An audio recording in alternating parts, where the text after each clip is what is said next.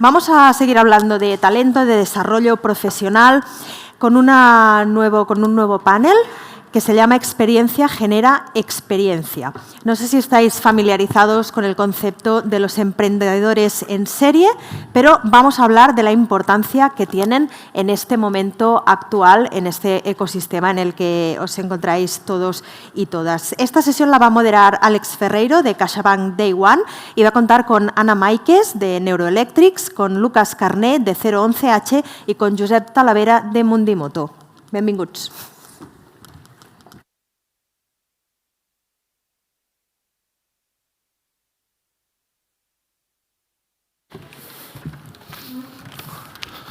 Que mig, no? La negra. La 7. ¿Por qué tú has hecho? Las llaves del coche se están. Claro, para que no me roben. A Mundimoto. Bueno, hola a todos. Cuando hemos configurado este panel, lo que queríamos transmitir era la importancia, ¿no?, que tienen los emprendedores en serie para que un ecosistema de emprendimiento tecnológico pues coja tamaño, se consolide y coja velocidad. Por citar dos estudios que avalan esto, hay un estudio de King's Crowd que dice que el 60% de la inversión en etapas iniciales de Venture Capital va destinada a aquellos emprendedores que ya han fundado previamente una compañía. Y hay otro estudio de Endeavor donde se han entrevistado 200 compañías unicornios donde dice que el 50% ya han fundado previamente una compañía y la mayoría de ellos han tenido salidas exitosas. Los inversores, los emprendedores en serie, valoran pues, su know-how, el network, la experiencia y esto les permite evaluar la capacidad de ejecución, le permite también las habilidades de fundraising y también la resiliencia como emprendedor, ¿no? Será un panel corto donde trataremos varios temas, ¿vale? En primero la experiencia, el acceso a capital, el acceso a talento, la ambición y la resiliencia. Quería empezar por Lucas, ¿vale? Lucas Carné, no necesita presentación. De tu tan larga experiencia, ¿vale? En Privalia, en Grupalia, ahora enrolado en 011H, ¿no? ¿Dónde has aprendido más, ¿no? ¿En los momentos buenos, en los momentos malos? ¿Cuáles han sido esos momentos? Y ¿dónde aplica o maximiza más la experiencia? ¿En etapas iniciales o en etapas más maduras de la compañía? Pues los momentos buenos tienen una dificultad que es separar el polvo de la paja. O sea, las cosas van bien, pero a veces confundes lo que tú estás haciendo bien de lo que es parte de la tendencia, el momento, la suerte, etcétera, ¿no? Y otro tema que tiene los buenos momentos es que es muy fácil desenfocarse y distraerse y perder la humildad y empezar a distraerte realmente con cosas que no es tu negocio, el core, y seguir asegurando que la ejecución es impecable y que sigues innovando, ¿no? Además, son momentos en los que te cuesta mucho cambiar. Las cosas van bien, pues oye, no tocas nada, ¿no? Y eso luego lo acabas pagando. Los malos momentos, por el contrario, dejan heridas profundas. Y si quieres salir de ahí, has de entender muy bien por qué has llegado ahí y cómo salir, y además hacerlo suele ser más difícil, ¿no? Con lo cual yo creo que realmente te obliga a un entendimiento mucho mejor de las causas y los efectos de las cosas que has hecho, y que en mi caso al menos he aprendido bastante más.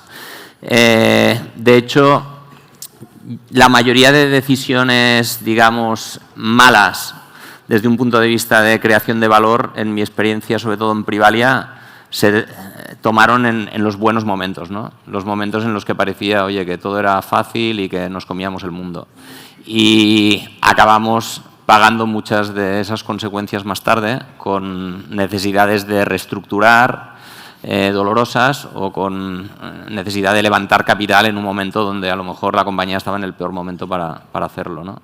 Y eso es independiente del ciclo del negocio. O sea, tuvimos momentos de estos en las fases iniciales, en el medio y al final, tanto buenos como malos. Josep, en tu caso, ¿no? Anteriormente has fundado Decogood, ¿no? Que era una empresa de e-commerce de decoración, y posteriormente un modelo bootstrapping, ¿no? Y ahora es un modelo, estás en Mundimoto con un modelo intensivo en capital, compra de motos, espacios, ¿no? O sea, aquellos aprendizajes de ser eficiente en capital, ¿no? En tu etapa de donde no tenías financiación ajena, los puedes aplicar a Mundimoto. Primero de todo, gracias por invitarnos, pero la verdad es que mi experiencia previa, ¿no? sin levantar capital, no fue maravillosa, ¿no? Fue muy difícil. Cuando tú pones tu propio dinero en una compañía, cuando luchas cada euro, ¿no? Pues la realidad es que lo hemos aplicado muchísimo en Mundimoto, ¿no? La cultura esa, ¿no? de que cada euro cuenta, ¿no? Y más cómo están los mercados ahora, ¿no? Cómo está el levantamiento de capital, que es muy complicado. Yo creo que esa experiencia previa de Decogood, de no tener recursos, de ojalá haber tenido pues, más recursos para invertir en talento, ¿no? En rodearme de gente pues mucho más top, pues podríamos haber escalado mucho más Decogood. Decogood es una compañía 100% de los socios que somos 3. Ha ido creciendo pues, de 1 millón a 2, a 3, a 6, a 10 y seguimos así, y sin recursos, sin levantar dinero, el control 100% nuestra. Lo que pasa es que luego, en la experiencia de Mundimoto, pues toda esa previa, ¿no? que tuve en Decogood, pues la verdad que nos ha ido súper bien, ¿no? Y nos ha ido a entender muy bien y transmitir la cultura a gente que viene de unas oficinas, por ejemplo, de Globo, que tienen de todo y más, ¿no? Pues en Mundimoto pues, no es el caso. En Mundimoto pues, estamos en ese proceso, ¿no? Pero creemos mucho más en invertir en el día a día de la compañía, en talento, ¿no? Que en otros detalles pues, que en Decogood tampoco estaban, ¿no? Y al final creo que nos ha ido muy bien esa experiencia para aplicarla en una compañía pues, que ha levantado capital y que al final destinar los recursos a otras cosas. Ahora, en tu caso, Neuroelectrics, ¿no? Es una spin-off de StarLab, ¿no? Cuéntanos un poco cuál es el proceso de cómo se creó StarLab, ¿no? en Bruselas, posteriormente a apertura en Barcelona, cuál era el propósito, ¿no? El que nació StarLab y cómo de ahí, ¿no? surge el proyecto de Neuroelectrics. Pues bueno, es un placer estar aquí. Yo creo que StarLab, cuando fuimos a Bruselas, siempre me queda la imagen de que era una empresa altamente capitalizada. Os hablo del año 2000, donde comíamos Bogavante, estaban los Rothschild, Nicolás Negroponte, ¿no? Unos inversores increíbles. Y Julio y yo, ¿no? Con nuestro socio Manel, vivíamos en un castillo en medio de Uccle, a las afueras de Bruselas. Y recuerdo que de un día para otro hubo una quiebra absoluta, donde llegaba un investigador de la NASA con la familia y en el mismo momento la policía precintaba la empresa por una bancarrota tremenda, ¿no? Y esa imagen físicamente me quedó para siempre grabada, ¿no? De que un día puedes estar comiendo langosta, ¿no? Y con un montón de capital y al día siguiente hacer una quiebra estrepitosa, ¿no? Entonces ahí realmente recompramos, hicimos un management buyout y, como dice Pep, yo recuerdo en el Observatorio Fabra que alquilábamos el proyector por horas porque no teníamos dinero ni para pagar un proyector. Entonces íbamos aquí a Plaza Cataluña, nos dejaban un proyector, 3 horas, lo pagábamos y volvíamos. Y en el fondo pasar ese tipo de hambre te da una disciplina que ahora, después de una ronda de 20 millones, ¿no? que levantamos en Boston, pues nos queda también esa imagen de alquilar el proyector, ¿no? Que el dinero nos ha costado mucho de mantener, ¿no? De crecer la compañía como para tirarlo, ¿no? Alegremente. Entonces, yo creo que pasar un poco de hambre es un buen aprendizaje. Entonces, bueno, StarLab era una empresa de Deep Tech. De hecho, a las 5 hablará Giulio Ruffini, que, por cierto, nunca sale de la cueva de la ciencia. Y esta tarde, si queréis escucharlo, va a hacer una charla a las 5 totalmente inentendible sobre la conciencia y el cerebro, pero que os animo a que vengáis a escucharlo. Entonces, bueno, una empresa de Deep Tech y queríamos realmente, con nuestra tecnología del famoso gorrito de neurociencia, queríamos llegar a pacientes y vimos que una empresa como StarLab, donde teníamos físicos y matemáticos, no era el mejor mecanismo para llegar al mundo médico. Entonces creamos Neuroelectrics, donde hay muchos más ingenieros, tenemos una fábrica en el Tibidabo donde se fabrican más de 500 dispositivos médicos con regulación. Entonces, el motivo de crear Neuroelectrics es que yo creo que el tipo de gente que necesitábamos en StarLab y en Neuroelectrics era muy diferente y realmente Neuroelectrics ha crecido de una manera extraordinaria y StarLab sigue ahí aguantando el tirón. Muy bien. Oye, abrimos el bloque talento. Josep, quería empezar contigo, ¿vale? De tus experiencias previas en Mundimoto, ¿no? Y en las anteriores compañías, ¿cómo gestionas esta elección de, oye, el escoger entre gente de la casa que conozca muy bien la cultura de la compañía o fichar talento que conozca muy bien la industria, por contra, ¿qué roles, ¿no? y qué perfiles son adecuados también en función de la etapa de la compañía. Mira, justamente antes de empezar la charla estábamos hablando con Lucas este tema, ¿no? El reto de cuando escalas, cuando abres países, ¿no? De cuando fichas a... Nosotros éramos 8 hace 3 años, somos 300. Hemos abierto Italia. Italia casi lo cerramos porque fichamos a una persona que no era adecuada y tenía un currículum espectacular, ¿no? Entonces, al final aprendes que lo bueno es la cultura que cocinas en casa, ¿no? Y yo lo tengo clarísimo. Gente joven con ganas, y a mí si has estudiado en Harvard o has estudiado en tal, me la de esto. O sea, yo quiero gente que esté motivada, que vaya a muerte y que entienda que hay que trabajar y que si no se trabaja no vamos a tener ninguna oportunidad, ¿no? Y personalmente, cuando veo a alguien que entró hace 3 o 4 años, ¿no? y ha ido creciendo dentro de la compañía, se ha ido formando y tiene esa cultura, ¿no? que nosotros intentamos transmitir, pues ahí yo creo es donde está la poción del éxito, ¿no? Y yo personalmente, está muy bien rodearte a veces, ¿no? de gente que viene de una experiencia previa en otras compañías que nos puede aportar mucho, pero para mí cultivar la base es el 90% del éxito de una empresa. Lucas, en tu caso, en Privalia, en Grupalia, ¿no? Siempre habéis destacado por tener gente excelente, ¿no? Se me ocurren nombres como Albert Bosch, de Housefly, ¿no? A veces salió mucha cantera, ¿no? Albert Serrano, ahora 011H, ¿no? Que sois una empresa de producto, ¿no? En una industria de servicios, también es un challenge, ¿no? Lo de contratar bien. ¿Cómo lo resolvéis? Y el hecho de haber, contratado muchísimos perfiles a lo largo de tu carrera, ¿cómo te ayuda, ¿no? Ahora en 011H. Sí. Yo no diría que contratábamos bien, yo creo que contratábamos tan bien o tan mal como cualquiera, pero sí que luego había una selección natural que era la que funcionaba, ¿no? Y de hecho, en mi segunda experiencia con 011H, pues sí que nos es más fácil contratar porque al final hay una reputación, la empresa está bien financiada y eso da seguridad, ¿no? Pero creo que seguramente estamos acertando igual que en Privalia. Lo que sí estamos haciendo mejor, por la experiencia, es tomar decisiones mucho más rápido respecto al talento. Seguramente la intuición te hace ver antes quién funciona y quién no funciona y eres más reactivo en tomar antes las decisiones dolorosas. Sabes llevarlas mejor, esas decisiones dolorosas, al final tienes muy claro que es por un bien común y hay que hacer lo que haya que hacer por eso. Y creo que esa es la mayor diferencia de la experiencia, ¿no? El hacerlo más rápido, mejor, también gestionar mejor a la gente buena. En Privalia creamos mucho, mucha estrella que luego salió fuera pensándose que el éxito de Privalia era su éxito y nunca más se supo de ellos, ¿no? O sea, hay Albert Bosch, pero hay gente anónima que podía haber sido Albert Bosch y nunca se ha sabido. Y luego también hacerlo bien, ¿no? O sea, saber que, oye, la gente está, todo el mundo contribuye de paso y la gente luego se merece una despedida y una oportunidad de salir bien, ¿no? Eso sí que la experiencia te ayuda a hacerlo antes y mejor.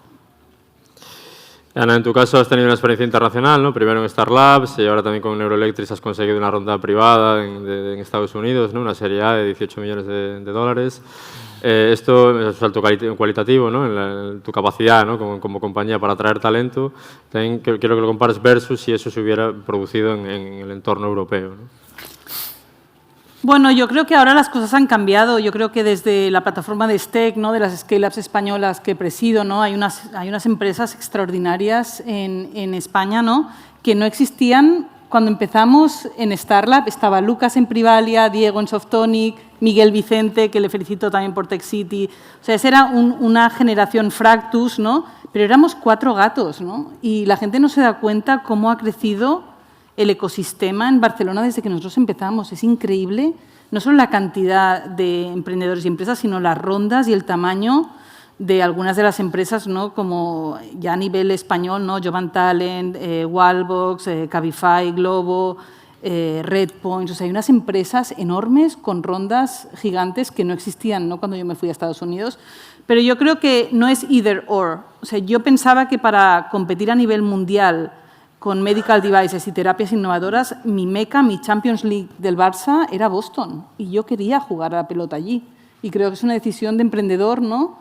De dónde quieres jugar a pelota. y tenemos más de 100 personas en Barcelona, ¿no? Y yo creo que eso ayuda, ¿no?, al talento local. Y lo que sí que me he dado cuenta en Boston es que, claro, la experiencia que tienen ellos no es que sean más listos, ¿no?, pero el ecosistema de salud en Boston nos lleva 30 años de ventaja, de crear empresas, crecerlas, venderlas. O sea, la rueda del éxito nos lleva 30 años de ventaja y saben un montón, tienen un montón de experiencia. No es ser más listo, es la experiencia, ¿no? Y a mí particularmente me ha ayudado mucho estar allí, rodearme de gente que ha hecho empresas biotech y de medical devices durante años y me han aportado cosas que en otros ecosistemas no hay. Entonces, yo creo que está bien moverse y aprender de otros sitios también. Vale, okay. Quería abrir ahora el bloque acceso a capital. Y Lucas, oye, tú has vivido desde lo que arrancasteis Privalia, ¿no?, en el año 2006, cuando había una escasez, ¿no?, de inversores, prácticamente no había. Después has vivido una crisis financiera, abundancia de capital, o sea, muchas fases, ¿no? Incluso ahora en 011H has levantado una ronda SEED y una serie A prácticamente donde el principio de un cambio de tendencia, ¿no? Entonces yo quería preguntarte, ¿cuál ha costado más? Y, oye, ¿cómo te ha ayudado también, oye, pasar por múltiples procesos de fundraising? Oye, ¿cómo te ayuda a afrontar esto, ¿no? Pues sí, las hemos vivido de todos los colores, ¿no? Te diría que quizás las más difíciles fueron esa primera ronda de 300.000 euros en el año 2006 de Privalia, cuando empezábamos, porque veníamos de una época de tierra quemada tras el crash de las .com, porque el e-commerce de producto físico pues todavía tenía grandes cuestiones, ¿no?, de si la gente se va a comprar ropa por internet sin probársela, sin verla, de si la gente dejará su tarjeta de crédito. Entonces, eso, unido a que tampoco teníamos experiencia, o sea, no lo habíamos hecho nunca, y lo de levantar dinero, ¿no?, y éramos malos, hicimos un montón de pifiadas, pues hizo las cosas muy complicadas. Suerte que el negocio iba como un tiro, ¿no? Luego vinieron épocas totalmente opuestas. O sea, de repente en el año 2008 todos los fondos de venture quieren invertir en e-commerce, entonces se vuelven locos buscando compañías por ahí que destaquen y nos empiezan a encontrar, ya ni nosotros ir a buscar, ¿no? O sea, se giró la tortilla y teníamos dinero fácil y, de hecho, hicimos también grandes cagadas gracias a tener el dinero tan fácil, ¿no? La disciplina financiera a veces es el mejor, digamos, la mejor terapia para una compañía que crece. Pero bueno, eso fue así. Levantamos mucho dinero, hicimos muy malas decisiones de cómo invertir ese dinero, mucha diversificación, sobre todo, y alguna compra fallida.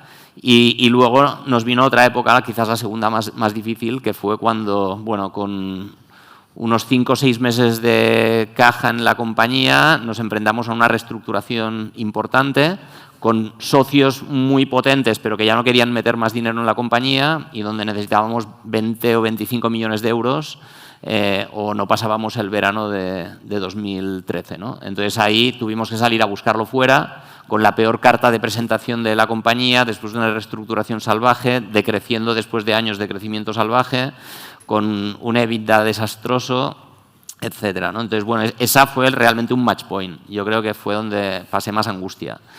Y bueno, con 011H la verdad es que ha sido en general más fácil por la historia, ¿no?, y la reputación y esas estadísticas que comentabas que seguramente tienen los VCs en la cabeza.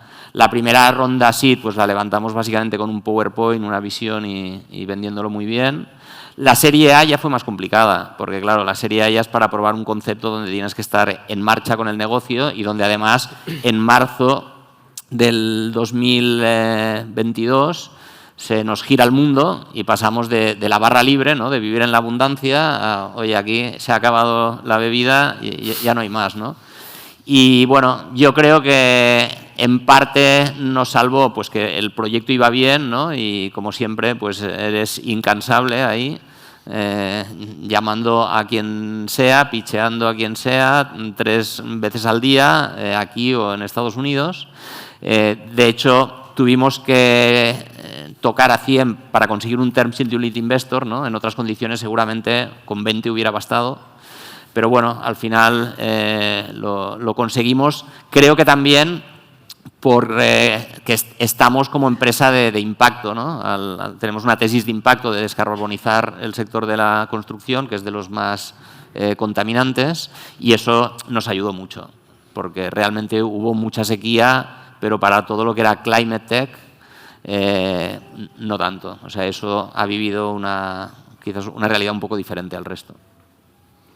Ana, en tu caso el acceso a la financiación pública, ¿no? Y los procesos regulatorios es algo crucial, ¿no? en tu compañía. De hecho, una parte no importante habéis hecho con dinero público. O sea, haber pasado por estos dos procesos antes, ¿no? ¿Cómo te ayuda esto?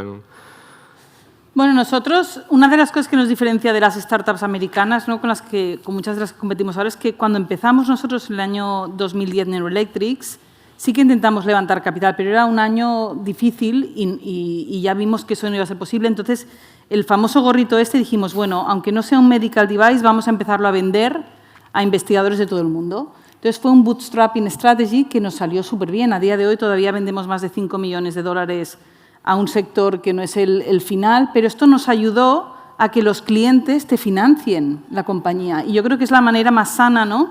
Porque vendíamos en Malasia, en Corea, en China, y nos iban dando feedback. Ponme un electrodo aquí, cámbiame el software. Entonces, te ayudan, no solo te dan el revenue, ¿no? Sino que te ayudan a mejorar el producto. Y yo creo que eso fue muy importante. La combinación del bootstrapping de vender el producto y las ayudas públicas, ¿no? Para Deep Tech, para Deep Science, ¿no? Algo como el cerebro, ¿no? Donde hay 100 billones de neuronas y es prácticamente imposible, ¿no? Todavía entender cómo funciona, ¿no? O tienes mucho capital público de Basic Science o es imposible, ¿no? Entonces, estas dos cosas nos ayudaron a bootstrap y fue solo 10 años después que levantamos capital, porque queríamos hacer estudios clínicos con la FDA y ahí el margen de ventas no te permite hacer un estudio de aprobación de FDA. O sea, si no, yo hubiese seguido siendo independiente, si hubiese podido, ¿no? Pero la parte regulatoria requiere una inversión que el margen de ventas no nos daba, ¿no? Pero eso ha hecho que todavía los founders tengamos 2/3 de la compañía después de la Serie A. Es decir, que para los founders out there, hacer bootstrapping o ser creativo en la manera que creces la compañía, luego es la bomba en temas de ownership, ¿no? Entonces, yo creo que lo que se pueda retrasar la inversión, hay modelos de negocio como el biotech que tienes que levantar capital día 1, ¿no? Pero hay otros que a lo mejor puede ser un poco creativo y tener revenues y capital público, ¿no? Y por último, oye, Josep, contigo quería tratar el tema de la resiliencia, ¿no? Yo que te tengo escuchado que es muy importante el equilibrio mental, ¿no? Sobre todo en compañías de rápido crecimiento, el famoso burnout. ¿Qué has aprendido tú a lo largo de tus experiencias y cómo gestionas esto tú en tu día a día? Creo que es algo clave, ¿no? Yendo de birras cada día, ¿no? No, o sea, yo siempre lo digo, ¿no? Esto es muy heavy. O sea, y ellos ya llevan más tiempo que yo emprendiendo. Y yo le digo a Lucas, no te cansas, tío. O sea, estás ahora en otro proyecto y tal. Porque al final, la gente que al final acaba triunfando, acaba haciendo cosas tan grandes como ellos, es porque están cada día ahí y cada día picando, ¿no? O sea, las cosas no salen solas, ¿no? Y yo creo que es la diferencia entre la gente que dice, hostia, es que no ha funcionado. Bueno, no ha funcionado, ¿por qué? ¿No? Y hay gente que esto es una vez en la vida, ¿no? Y tienes que ir a muerte, ¿no? Y yo creo que es lo que... Cuando alguien me dice, no, es que este tío ha vendido esto, hostia, qué suerte. No, qué suerte no. O sea, es la resiliencia que tiene la gente, los emprendedores, ¿no? De estar cada día ahí, llegar el primero, irse el último, motivar a los equipos para que hagan lo mismo. Yo creo que es el reto más grande que tenemos, ¿no? Porque al final yo ya me voy haciendo mayor y lo voy notando, ¿no? Que o como bien, o me voy a hacer deporte cada mañana, o tal, o sea, o al final de la semana estoy muerto, ¿no? Y eso a mí, pues, he aprendido mucho en los últimos 2 años, ¿no? Porque pasar de 8 a 300 empleados en 3 años no es fácil. Los problemas, levantar capital, un modelo como el mío que es motos para arriba, motos para abajo, gente, renting, o sea, es un show. O te cuidas muy bien, ¿no? Y eres muy estricto en tu día a día y a mí me funciona hacer deporte, comer bien, etcétera, o al final esto te come. Y le pasa a mucha gente y no pasa nada, ¿no? Y yo voy a un psicólogo y a un coach desde hace años porque al final necesitas hablar con alguien, ¿no? La soledad esa que a veces sientes, ¿no? Como emprendedor y como fundador, pues quema, ¿no? Y entonces a mucha gente le pasa y entonces yo siempre digo que esto no tiene sentido si tú no estás bien, ¿no? Y hay proyectos muy chulos que si el emprendedor o el fundador no está bien, no tiene energía suficiente para para rematar, ¿no? Y yo creo que ese es uno de los retos más grandes que tenemos los emprendedores, ¿no? La soledad y sobre todo la resiliencia de decir, ostras, cuando las cosas no salen, ¿no? Porque cuando, Lucas, las cosas son muy bonitas, te entra el dinero en la cuenta de la ronda, ¿no? Jiji, jaja, pero luego sufres y sufres mucho solo, ¿no? Yo creo que cuidarse, estar bien y cuidarse psicológicamente es una de las bases del éxito de la gente que al final acaba haciendo proyectazos como ellos. Y para finalizar el panel, quería finalizarlo contigo, Lucas, hablando sobre el tema de la ambición. Privalia fue una de las ventas más grandes, ¿no?, de la historia de Internet en España, y ahora mismo te encuentras disrumpiendo una de las pocas industrias, ¿no?, que todavía queda por digitalizarse y que tiene un legacy enorme, ¿no? O sea, quiero cómo ha evolucionado, ¿no?, el Lucas de Privalia, de Grupalia, al Lucas actual en dos planos, ¿no?, en el plano personal, en el plano profesional, y qué es lo que te lleva, ¿no?, a enrolarte ahora en 011H. Sí, yo creo que hay un tema intrínseco que es el mismo, ¿no? No sé, yo me considero una persona, digamos, muy creativa, al menos en la parte de negocio, muy soñadora, y además me encanta el reto y me encanta competir. Entonces, yo creo que eso ha estado en mí toda la vida, ¿no?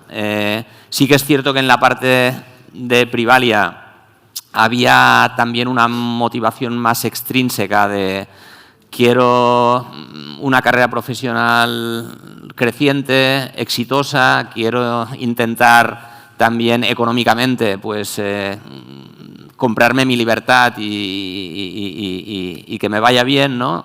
Que ahora pues ya está colmado, no existe, y quizás con 011H sigue estando esa parte intrínseca, ¿no?, que seguramente me hizo volver, que es que mi vida sin ese día a día frenético, ¿no?, y sin esa misión, pues no tendría el mismo sentido, sería una vida más vacía.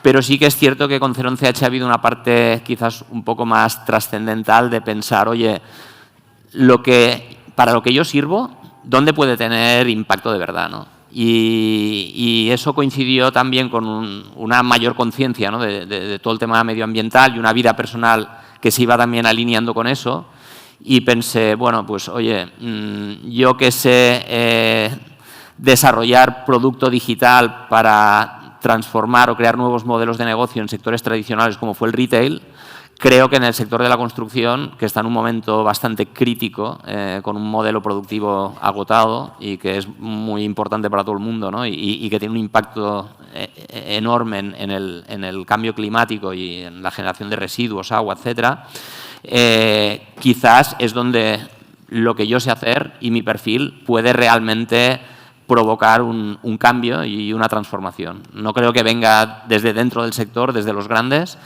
pero la verdad es que me parece algo súper excitante, súper retador, y creo que soy la persona adecuada para intentarlo. Y además no tengo nada que perder, ¿no? Muy bien, Lucas. Nosotros también lo creemos. Gracias. Bueno, para concluir, quería concluir con un mensaje, ¿no?, de que necesitamos más emprendedores en serie, ¿no?, como Josep, como Ana y como Lucas, y que sirvan también de motivación, ¿no?, y de inspiración para la generación de nuevos emprendedores. Muchas gracias a todos. Listo. Moltes gràcies per les vostres experiències en una sessió que precisament hem anomenat Experiència genera experiència. Gràcies als quatre.